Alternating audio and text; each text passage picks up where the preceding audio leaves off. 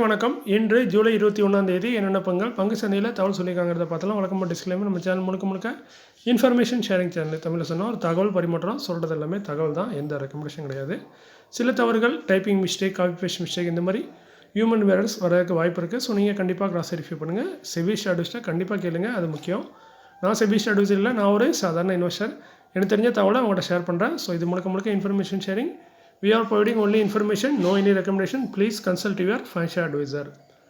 இது வழக்கமாக டிஸ்க்ளைமர் முடிஞ்சது. இன்றைக்கி நம்ம பார்க்கக்கூடிய முதலாவது பங்கு டிசிஎம் ஸ்ரீராம் லிமிடெட். 1389 ரூபா கரண்ட் பேஸு, 114 கோடி ப்ராஃபிட். இயர்ல சேல்ஸ் 14%, நெட் ப்ராஃபிட் 14% வந்திருக்கு. ஸோ நல்ல ஒரு ரிசல்ட்டாக போஸ்ட் பண்ணியிருக்காங்க டிசிஎம் ஸ்ரீராம். அடுத்ததான் நம்ம பார்க்கக்கூடிய பங்கு சாரதா ஏஐ டெக்னாலஜிஸ் லிமிடெட். 39 ரூபா கரண்ட் பேஸு, 3 கோடியே 36 லட்சம் ப்ராஃபிட். இயர்ல சேல்ஸ் 100%, நெட் ப்ராஃபிட் 100% வந்திருக்கு. கிட்டத்தட்ட டபுள் ஆக்கியிருக்காங்க ப்ராஃபிட்டு, சேல்ஸ் எல்லாமே. ஸோ ரிசல்ட்டு ஒரு எக்ஸலண்ட்டான ரிசல்ட்டாக போஸ்ட் பண்ணியிருக்காங்க. அடுத்த பக்கத்து லேட்டன் வியூ அனலிட்டிக்ஸ் லிமிடெட். 432 ரூபா கரண்ட் பேஸு, 50 கோடி ப்ராஃபிட். இயர்ல சேல்ஸ் 32%, நெட் ப்ராஃபிட் 30% வந்திருக்கு. இது ஒரு சூப்பரான result. UCO bank current base 31, 67 கோடி ப்ராஃபிட். இயர்ல சேல்ஸ் 7%, நெட் ப்ராஃபிட் 10% வந்திருக்கு. அதுமாதிரி கிராஸ் என்பிஐ பார்த்தீங்கன்னா 2.69 இருந்தது, இப்போ 2.63 குறைச்சிருக்காங்க. நெட் என்பிஐ பார்த்தீங்கன்னா 0.50 இருந்தது, இப்போ 0.45 குறைச்சிருக்காங்க. So net NPA gross NPA குறைச்சிருக்காங்க. ஓரளவுக்கு ஓகேவான ரிசல்ட்டாக போஸ்ட் பண்ணியிருக்காங்க யூகோ பேங்க். ஐடிபிஐ பேங்க் 97 ரூபா கரண்ட் பேஸு, 2024 கோடி ப்ராஃபிட். இயர்ல சேல்ஸ் 5%, நெட் ப்ராஃபிட் 16% வந்திருக்கு. ஸோ ரிசல்ட் உள்ள நல்ல ரிசல்ட்டாக இருக்குது. அதே கிராஸ் என்பிஏ 2.98 இருந்தது, 2.93 குறைச்சிருக்காங்க. நெட் என்பிஏ 0.15 இருந்துச்சு, பட் இப்போ பார்த்தீங்கன்னா உயர்ந்திருக்கு, 0.21 வந்திருக்கு. கிராஸ் என்பிஏ குறைஞ்சிருக்கு, நெட் என்பிஏ உயர்ந்திருக்கு. ரிசல்ட்டு உள்ளக்கு ஓகேவான ரிசல்ட்டு ஐடிபிஐங்கும் போஸ்ட் பண்ணியிருக்காங்க. அடுத்ததாக பார்த்தீங்கன்னா பைசாலோ டிஜிட்டல் லிமிடெட். 30 ரூபா கரண்ட் பேஸு, 47 கோடி ப்ராஃபிட். இயர்ல சேல்ஸ் 17%, நெட் ப்ராஃபிட் 11% வந்திருக்கு. ஸோ 10% மேலே இம்ப்ரூவ்மெண்ட் கொடுத்துருக்காங்க, நல்ல ரிசல்ட்டு தான். UltraTech cements limited.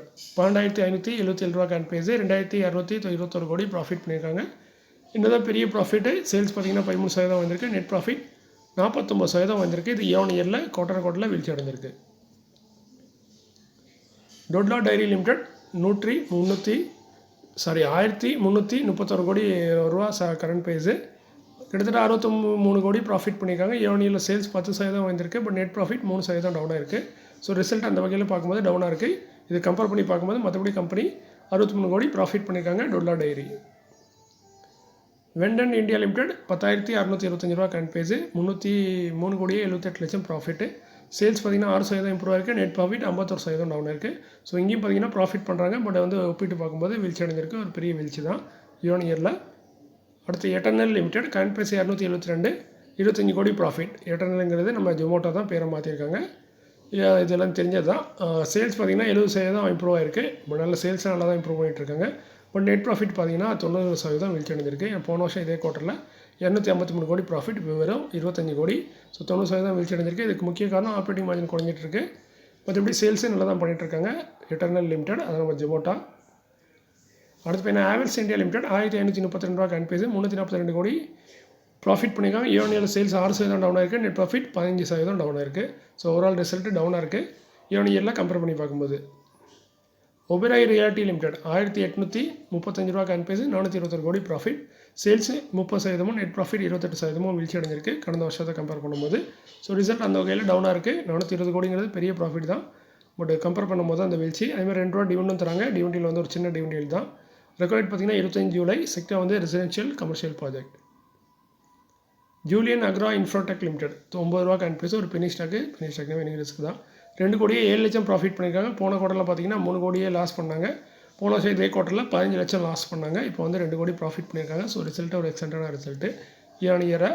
அதுமாதிரி 2 பைசா டிவிடெண்ட் தராங்க ஒரு ஷேருக்கு. கரண்ட் பேஸ்க்கு டிவிடெண்ட் பார்த்தீங்கன்னா 4% வருது. Record date 25 July. Sector civil construction. கெசால்ஸ் இந்தியா லிமிடெட் 340 ரூபா கரண்ட் பேஸு, 6 கோடியே 43 லட்சம் ப்ராஃபிட். சேல்ஸ் 19% வந்திருக்கு, நெட் ப்ராஃபிட் 28% வீழ்ச்சி அடைஞ்சிருக்கு. ஸோ ரிசல்ட்டு இயர்ல நெட் ப்ராஃபிட்டை பொறுத்த வரைக்கும் டவுனு. 1 ரூபா டிவிடெண்ட் தராங்க. Dividend 4%. Record 25 July. Sector computer software. IRB InvIT fund current base பார்த்தீங்கன்னா 61, இது ஒரு இன்வைட்டு. 2 ரூபா டிஸ்ட்ரிபியூஷன் பண்ணுறாங்க. இது 2 ரூபாவில் பார்த்தீங்கன்னா 1 ரூபா 57 பைசா இன்ட்ரெஸ்ட்டாக தராங்க. ரிட்டர்ன் ஆன் கேபிட்டல் ரிட்டர்ன் பார்த்தீங்கன்னா கேபிட்டலில் வந்து ரிட்டர்ன் பண்ணுறது பார்த்திங்கன்னா 15 பைசா, எக்ஸம்ப்டட் டிவிடெண்ட் பார்த்திங்கன்னா 28 பைசா, டோட்டலாக 2 ரூபா தராங்க. இவங்களும் வருஷத்துக்கு 4 தடவை தருவாங்க. ஸோ கிட்டத்தட்ட 8 ரூபா வருது. 60 ரூபா ஸ்டாக்குங்கும் போது டிவிடெண்ட் வந்து நல்லதாக இருக்கும். ரெக்கார்ட் பார்த்திங்கன்னா 24 ஜூலை 2025 தான் ரெக்கார்ட் டேட்டு. அது வரைக்கும் நீங்கள் ஹோல்ட் பண்ணிங்கன்னா இந்த 2 ரூபா டிஸ்ட்ரிபியூஷனாக வரும். பட் இதுக்கு டிடிஎஸ் கட் பண்ணுவாங்க. மற்ற ஸ்டாக்லாம் பார்த்தீங்கன்னா 5000க்கு மேலே நீங்கள் போனால் தான் உங்களுக்கு டிடிஎஸ் கட் பண்ணுவாங்க. பட் இன்விட்டு ரிட்டு இந்த ரெண்டுக்குமே பார்த்தீங்கன்னா நீங்கள் ஒரு ஷேர் வச்சுருந்தா கூட அந்த 2 ரூபாயும் டிடிஎஸ் கட் பண்ணி தான் அவங்க கொடுப்பாங்க. செக்டா வந்து ரோட்ஸ் அசெட் இதெல்லாம் கலெக்ஷன் பண்ணக்கூடிய கம்பெனியாக இருக்காங்க. IRB InvIT. பிஎம்எல் லிமிடெட் 4373 ரூபா கன்பேஸு 1:2 ஸ்பிட் அனௌன்ஸ் பண்ணியிருக்காங்க. ஆல்ரெடி சொன்னாங்க அனௌன்ஸ் பண்ண போகணுன்னு. அதேமாதிரி இன்றைக்கி அனௌன்ஸ் பண்ணியிருக்காங்க. ஃபேஸ் வேல்யூ 10 இருக்காது, 5 மாற்றுறாங்க. ஒரு ஸ்டாக் 2 ஸ்டாக்காக ஸ்பிட் ஆகும். ப்ரைஸும் அட்ஜஸ்ட் ஆகும். செக்டர் பார்த்திங்கன்னா கன்ஸ்ட்ரக்ஷன் வெஹிக்கல்ஸில் இருக்காங்க. ரெக்கார்ட் வந்து இன்னும் அனௌன்ஸ் பண்ணல, கூடிய விரைவில் வரும். அடுத்து நம்ம பார்க்குறது அப்கமிங் போர்டு மீட்டிங் மே கன்சிடர் முடிவெடுக்க வாய்ப்பு இருக்க மாதிரி சொல்கிறாங்க. ஆர்இசி லிமிடெட் 398 ரூபா கன்பேஸு 24 ஜூலையில் போர்டு மீட்டிங் வச்சுருக்காங்க. டிவிடெண்ட் ரிசல்ட் அனௌன்ஸ் பண்ணுறாங்க.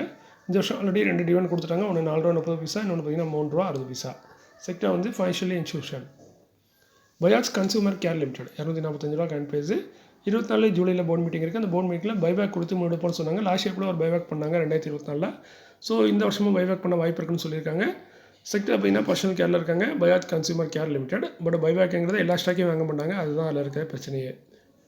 ஆர்கடே டெவலப்பர்ஸ் லிமிடெட் கேன்பேஸ் ஃபைனா 26 25 ஜூலையில் போர்டு மீட்டிங் இருக்குது. டிவிடெண்ட் ரிசல்ட் அனௌன்ஸ் பண்ணுறாங்க. இது வரைக்கும் எந்த ஒரு டிவிடெண்டும் தரல, பொறுத்து தான் பார்க்கணும். செக்டர் வந்து residential commercial project. Creative casting limited 647 ரூபா கேன்பேஸு 26 ஜூலையில் board meeting. Dividend result announce பண்ணுறாங்க. டிவிடெண்ட் பார்த்திங்கன்னா போன வருஷம் 10 ரூபா கொடுத்துருக்காங்க. செக்டர் வந்து casting and forging. Moldtek packaging limited 718 ரூபா கன்பேஸு 28 ஜூலையில் board meeting. Dividend result announce பண்ணுறாங்க. 2 ரூபா இந்த வருஷம் மேலே ஆல்ரெடி கொடுத்துட்டாங்க. ஸோ இந்த வருஷத்தில் இது 2வது டிவிடெண்டாக இருக்கும். செக்டர் வந்து பேக்கேஜிங். வருண் பிவரேஜஸ் லிமிடெட் 483 ரூபா கன்பேஸு 29 ஜூலையில் board meeting. Dividend result announce பண்ணாங்க. பெருசாக டிவிடெண்ட் தர மாட்டாங்க. பட் இந்த வருஷம் 2 டிவிடெண்ட் ஆல்ரெடி கொடுத்துட்டாங்க. 50 பைசா 50 பைசான்னு. ஸோ இது 3வது டிவிடெண்டாக இருக்கும் இந்த வருஷத்தில். செக்டர் வந்து other beverage. Great eastern shipping company limited 989 ரூபா கன்பேஸு 31 ஜூலையில் போர்டு மீட்டிங் இருக்குது. டிவிடெண்ட் ரிசல்ட் அனௌன்ஸ் பண்ணுறாங்க. இந்த வருஷம் ஆல்ரெடி 8 ரூபா 10 பைசா டிவிடெண்டாக கொடுத்துருக்காங்க. அதுமாதிரி 5 ரூபா 40 பைசாவும் கொடுத்துருக்காங்க. ஸோ இந்த வருஷத்தில் இது 3வது டிவிடெண்டாக இருக்கும். செக்டர் வந்து shipping corporation. Container corporation of India 613 ரூபா கன்பேஸு 5 ஆகஸ்ட்டில் போர்டு மீட்டிங் இருக்குது. டிவிடெண்ட் ரிசல்ட் அனௌன்ஸ் பண்ணுறாங்க.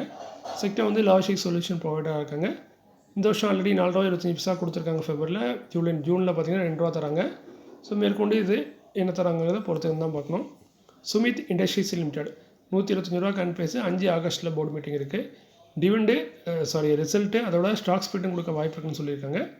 ஸோ டிவிடெண்டும் கிடையாது, ரிசல்ட்டு அதே மாதிரி ஸ்டாக் ஸ்பிட்டு ரெண்டுமே தரதுக்கு வாய்ப்பு இருக்குன்னு சொல்லியிருக்காங்க. ஸ்டாக் ஸ்பிட் வந்து ஃபேஸ் வேல்யூ 10 இருக்காங்க. அதை மாற்றுறதுக்கான வாய்ப்புகள் இருக்க மாதிரி கம்பெனி சொல்லியிருக்காங்க. ஸோ பொறுத்திருந்து பார்க்கலாம் என்ன மாதிரி ஸ்பிட்டு தராங்க, ரிசல்ட் எப்படி அனௌன்ஸ் பண்ணுறாங்கன்னு. அடுத்து ரைட்ஸ் லிமிடெட் 276 ரூபா கன்பேஸு 6 ஆகஸ்ட்டில் board meeting. Dividend result announce பண்ணுறாங்க. 1 ரூபாய் 90 பைசா இந்த வருஷம் ஆல்ரெடி டிவிடெண்டாக கொடுத்துருக்காங்க. செக்டர் வந்து சிவில் கன்ஸ்ட்ரக்ஷனில் இருக்காங்க. அடுத்து நம்ம பார்க்குறது order received by listed companies. ஃபஸ்ட்டாக பார்க்குறது ராஜ்ஸ்ரீ பாலிபேக் லிமிடெட் 26 ரூபா கன்பேஸு 3,44 லட்சத்துக்கான ஆர்டர் கொடுத்தது. ஒரு யூஎஸ்ஏ சேர்ந்த ஒரு கம்பெனின்னு சொல்லியிருக்காங்க, பேரை மென்ஷன் பண்ணல.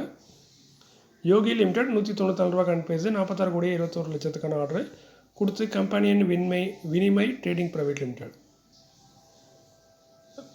ஆரிஸ் இன்ஃப்ரா சொல்யூஷன் லிமிடெட் 153 ரூபா கன்பேஸு 340 கோடிக்கான ஆர்டர் கிடச்சிருக்கு கொடுத்து. டிரான்ஸ்கான் குரூப் அந்த குரூப்பை சேர்ந்த கம்பெனி நிறைய கம்பெனி கொடுத்துருக்காங்க. வீர் ஹெல்த் கேர் லிமிடெட் 21 ரூபா கன்பேஸு 74 லட்சத்துக்கான ஆர்டர் கொடுத்தது. யாருங்கிறத சொல்லலை, பட் இது ஒரு international order. Quality power electrical equipment limited 827 ரூபா கன்பேஸு 10 கோடிக்கான ஒரு ஆர்டர் கிடச்சிருக்கு. இவங்களும் பேரை மென்ஷன் பண்ணல யாரை கொடுத்தாங்கன்னு, பட் இதுவும் ஒரு international order. Univastu India limited கேன்பேஸ் பைனா 282 28 கோடி 8 லட்சத்துக்கான ஆர்டர் கிடச்சிருக்கு கொடுத்தது. Varanasi development authorities. Steel exchange India limited 10 ரூபா கன்பேஸு 210 கோடிக்கான ஆர்டர். ராஷ்ட்ரிய ஸ்பாட் நிகம் லிமிடெட் இவங்க தான் இந்த ஆர்டர் கொடுத்துருக்காங்க. சித்தாகர் ரயில் சிஸ்டம் லிமிடெட் 937 ரூபா கன்பேஸு 318 கோடியே 69 லட்சத்துக்கான ஆர்டர் கொடுத்தது. Ministry of railway. CWD limited 1511 ரூபா கன்பேஸு 53 கோடியே 10 லட்சத்துக்கான ஆர்டர் கொடுத்தது. கியானோ கெனாடைட் ஏதோ ஒரு பேர் வாயில் வராமல் வச்சுருக்காங்க. ஜிபிடி இன்ஃப்ரா ப்ராஜெக்ட் லிமிடெட் 132 ரூபா கன்பேஸு 351 கோடிக்கான ஆர்டர் கிடச்சிருக்கு கொடுத்தது. Agra Gwalior highway private limited. PL Kashyap and sons limited காயின் ப்ரைஸ் 72 910 கோடிக்கான ஒரு பெரிய ஆர்டர் எடுத்திருக்கு. கொடுத்தது பிபிடிபி லிமிடெட். அதேமாதிரி நேற்று ஒரு வீடியோ பார்த்தேன். இது வீடியோ முடிஞ்சது, நீங்கள் ஸ்கிப் பண்ணாலும் ஸ்கிப் பண்ணியிருக்கவங்க.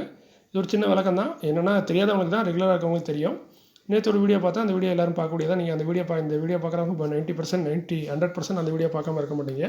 ஸோ அதில் அந்த மோனிகா ஆல்கோஹால் பெவரேஜ் லிமிட்டை பற்றி தான் ஏதோ பேசுகிற மாதிரி தெரிஞ்சது. அந்த ஐபிஓக்கு அப்ளை பண்ண ட்ரை பண்ண மாதிரியும், அந்த ஐபிஓ லாட் சைஸ் வந்து பார்த்திங்கன்னா ரொம்ப பெருசாக இருந்ததாகவும், அப்ளை பண்ண முடியல. வழக்கமாக 15,000 20,000க்குள்ளே மேக்ஸிமம் பார்த்திங்கன்னா 15,000க்குள்ளே தான் இருக்கும் ஐபிஓ ஒரு லாட்டோட சைஸு. பட் இந்த ஐபிஓ பார்த்திங்கன்னா கிட்டத்தட்ட 2 லட்சம் வரைக்கும் போச்சு அப்படிங்கிற மாதிரி அந்த ஆங்கர் ஒரு கேள்வி கேட்டிருப்பாங்க. பட் அந்த ஆங்கர் வந்து எனக்கு தெரிஞ்ச மார்க்கெட்டில் புதுசாக வந்திருக்க வாய்ப்பு இருக்க மாதிரி தெரியுது. ஏன்னா அது வந்து ஒரு எஸ்எம்இ கேட்டகரின்னு அவரே சொல்லிவிட்டு இதே மாதிரி 2 லட்சம்னு சொல்கிறாரு. ஸோ எஸ்எம்இ கேட்டகரினாவே 1.5 லட்சத்துக்கு மேலே தான், கிட்டத்தட்ட 2 லட்சம் தான் வரும் அது. ஸோ அதில் ஒன்றும் பெரிய தவறு இல்லை. அது எல்லா ஸ்டாக்குமே அப்படி தான் வரும். எஸ்எம்இ கேட்டகரியில் வர எல்லா ஸ்டாக்குமே கிட்டத்தட்ட 2 லட்சம் தான் வரும். மெயின் போர்டு ஐபிஎல்ல வர ஸ்டாக் மட்டும்தான் இந்த 15,000க்குள்ளே வரும். இது வழக்கம் தான், முதல்ல இருக்கிறது தான். பட் அந்த நண்பர் அதை தெரிஞ்சு கேட்டாரா தெரியாமல் கேட்டாரான்னு தெரியல. பட் அந்த கேட்டவர் கூட புதுசான்னு சொல்லிக்கலாம். பட் பதில் சொன்னவங்க கூட அதுக்கு ஒரு தெளிவான விளக்கம் கொடுக்கல. நான் அவங்க தப்பாக சொன்னாங்க அப்படி சொன்னாங்கலாம் சொல்லலை. ஏன்னா அவங்களுக்கு நமக்கு நாலேஜ் கிடையாது. நம்ம வந்து இப்போ தான் கற்றுட்டு இருக்கோம் மார்க்கெட்டை. இன்னமும் கற்றுட்டு தான் இருப்போம், சார் வரைக்கும் கற்றுட்டு தான் இருக்க போகிறோம். ஸோ என்னென்னா அவங்களும் அதை பற்றி தெளிவாக வைக்கிறதுல மேபி இது பம்ப் அண்ட் டப்பாக கூட இருக்கலாம். இது மாதிரி ரீட்டெயிலில் வந்து இந்த ஸ்டாக்கை வாங்கக்கூடாதுன்னு முடிவு பண்ணலாம், அதனால் இப்படி பண்ணலான்னு. பட் என்னை பொறுத்த வரைக்கும் ஒரு சின்ன லாஜிக் என்ன சொல்கிறேன்னா, ஒரு ஸ்டாக்கில் பம்ப் அண்ட் டம்ப் பண்ணுன்னா ரீட்டெயிலில் வந்தால் தான் அது நடக்கும். பெரிய பெரிய புள்ளிங்க வந்து இதிலலாம் மாட்ட மாட்டாங்க, ரீட்டெயிலில் தான் மாட்டுவாங்க. ஸோ பம்ப் அண்ட் டம்ப் பண்ணணும். அந்த ஸ்டாக் வந்து நார்மலாக எல்லாருமே அப்ளை பண்ணுற மாதிரி 10,000 15,000க்குள்ளே இருந்தால் தான் எல்லாருமே வாங்கி அதில் வந்து பம்ப் அண்ட் டம்ப் பண்ண வாய்ப்பு இருக்குது. ஸோ எஸ்எம்இ கேட்டகரியில் வரது எப்படின்னு பார்த்தீங்கன்னா, அந்த கம்பெனியோட மொத்தம் ஆஃபரே பார்த்தீங்கன்னா ஐபிஓ சைஸே பார்த்தீங்கன்னா 153 கோடி. ஸோ 153 கோடி ஐபிஓ வராங்கன்னா அவங்க வந்து மெயின் போர்டில் வரதுக்கு வாய்ப்புகள் குறைவாக தான் இருக்கும்னு நினைக்கிறேன். அதேமாதிரி இந்த சில கிரைட்டீரியா இருக்குது. அந்த கிரைட்டீரியாவில் தான் வந்து செபி வந்து அலோன்ஸ் பண்ணுறது. செபியில் ஸ்டாக்கை வந்து அனௌன்ஸ் பண்ணுவாங்க, இவங்க எஸ்எம்இயில் வராங்களா, இவங்க இதில் வராங்களான்னு. ஸோ அந்த வகையில் பார்க்கும்போது இந்த ஸ்டாக் வந்து 153 கோடி தான் மார்க்கெட்லேருந்து கலெக்ஷன் பண்ண போகிறாங்க. ஸோ 153 கோடிக்கு வந்து அவங்க வந்து மெயின் போர்டுக்கு வர முடியாதுன்னு சொல்லிட்டு தான் பிஎஸ்சியில் வந்து எஸ்எம்இயில் சேர்த்துருப்பாங்க. அதேமாதிரி நிறைய கண்டிஷன் வந்து எஸ்எம்இ வந்து ரொம்ப கொஞ்சம் ஈஸியாக வந்து நீங்கள் அப்ளை பண்ணி வாங்கிடலாம் எஸ்எம்இயில் வந்து ஐபிஓக்கு. அதாவது அவங்க கம்பெனி வந்து ஐபிஓ அப்ளை பண்ணலாம். பட் மெயின் போர்டுக்கு வரதுங்கிறது ரொம்ப ஸ்ட்ரிக்டானது. அது வந்து செபி பார்வையில் உள்ளது. ஸோ எல்லாத்தையுமே செபி செக் பண்ணி தான் அதில் கொடுப்பாங்க. ஸோ அதனால் பெரும்பாலும் சின்ன சின்ன கம்பெனி வரவங்கன்னா எஸ்எம்இயில் தான் வருவாங்க. ஸோ எஸ்எம்இங்கிறது லாட் சைஸ் வந்து மினிமம் பார்த்திங்கனாலே ஒரு 1.5 லட்சத்துலேருந்து 2 லட்சத்துக்குள்ளே தான் இருக்கும், பெரிய லெவலில் தான் இருக்கும். ஏன்னா அது வாங்குறது அது லிஸ்ட் ஆனதுக்கப்புறமே பார்த்திங்கன்னா லாட் சைஸில் தான் இருக்கும். இப்போ நீங்களாவது இப்போ நார்மல் ஸ்டாக் நீங்கள் பை பண்ணிங்கன்னா ஐபிஓ மெயின் போர்டு ஸ்டாக்லாம் வாங்கும்போது 15,000 கொடுத்து ஐபிஓ அப்ளை பண்ணுவாங்க. பட் லிஸ்ட் ஆனதுக்கப்புறம் நீங்கள் ஒரு ஸ்டாக் கூட சேல் பண்ணலாம். பட் இந்த ஸ்டாக்லாம் பொறுத்த எஸ்எம்இ ஐபிஓனாவே அவங்க வாங்கும்போது 2 லாட்டாக கம்பல்சரியாக வாங்கணும்னு நினைக்கிறேன். ஸோ 2 லாட்டாக நீங்கள் வாங்கும்போது 2 லட்சம் வரைக்கும் செலவு பண்ணுவீங்க. பட் நீங்கள் விற்றீங்கன்னா பார்த்தீங்கன்னா 1 லாட் தான் விற்க முடியும். அது குறைஞ்சி நீங்கள் விற்க முடியாது. கிட்டத்தட்ட பார்த்தீங்கன்னா பை செல் பண்ணாவே 1.5 லட்சம் 2 லட்சம் ஆகும். ஒரு ஸ்டாக்கை நீங்கள் ஒரு லாட்டில் தான் செல் பண்ண முடியும், சிங்கிள் ஸ்டாக்லாம் செல் பண்ண முடியாது. ஸோ இது எஸ்எம்இ கேட்டகரியில் உள்ளது. எஸ்எம்இ கேட்டகரி பற்றி தெரியாதவங்களுக்கு இது வாய்ப்பை தெளிவடையுங்கிறதுக்காண்டி அந்த விளக்கத்தை கொடுக்குறேன். மற்றபடி யாரையும் குறை சொல்லுறதுக்கோ குற்றம் சொல்லுறதுக்கோ அந்த வீடியோலாம் போடல. நானும் எல்லா வீடியோவும் பார்ப்பேன், சில நேரத்தில் கண்டென்ட்காண்டி பார்ப்பேன். அந்த வகையில் இந்த கண்டென்ட் நேற்று கிடச்சிது. ஸோ அதனால் இதை யூஸ் பண்ணியிருக்கேன். மற்றபடி எஸ்எம்இ கேட்டகரியில் வர எல்லா ஸ்டாக்குமே இப்படி தான் வரும். பட் இந்த ஸ்டாக் நல்ல ஸ்டாக் கேட்ட ஸ்டாக்லாம் எனக்கு தெரியாது. பம்ப் அண்ட் டம்ப் நடக்காங்கிறதுலாம் தெரியாது. பட் பம்ப் அண்ட் டம்ப் நடக்குன்னா ரீட்டெயில் வரணும். ரீட்டெயில் வரணும்னா அந்த ஸ்டாக் வந்து மெயின் போர்டில் வந்தால் தான் முடியும். இந்த 2 லட்சம் நம்ம சாமானியர் வந்து 2 லட்சம் கொடுத்த ஒரு ஸ்டாக்கை வாங்க மாட்டாங்க. ஸோ அது வந்து பெரிய பெரிய புள்ளிகள் தான் வாங்குவாங்க. ஸோ நம்மளே மாதிரி ஆளுங்க வரணும்னா மெயின் போர்டில் வந்தால் தான் அது நடக்க வாய்ப்பு இருக்குது. ஸோ இந்த ஸ்டாக் வந்து இப்போதைக்கு அவங்களுக்கு பணம் தேவைக்கு அவங்க எஸ்எம்இயில் தான் அப்ளை பண்ணியிருக்காங்க. எஸ்எம்இ தான் அப்ரூவ் ஆகிருக்கு. ஸோ எஸ்எம்இயில் வரும்போது நம்ம அதில் போய் மாட்டுறதுக்கு வாய்ப்பு கருது தான். செபி அதுக்கு தான் அந்த ரூல்ஸ் அப்படி இப்படி போட்டிருக்காங்க. இவங்க வந்து இப்போதைக்கு எஸ்எம்இ கிடைக்கல, செபி ரூல்ஸ் வராது. மெயின் போர்டில் மட்டும் தான் செபியோட ரூல்ஸ் வந்து பக்காவாக வரும். ஸோ இதான் ஒரு சின்ன விளக்கம். இது சிலருக்கு பயனுள்ளதாக இருக்கலாம், சிலருக்கு பயனற்றதாக இருக்கலாம்.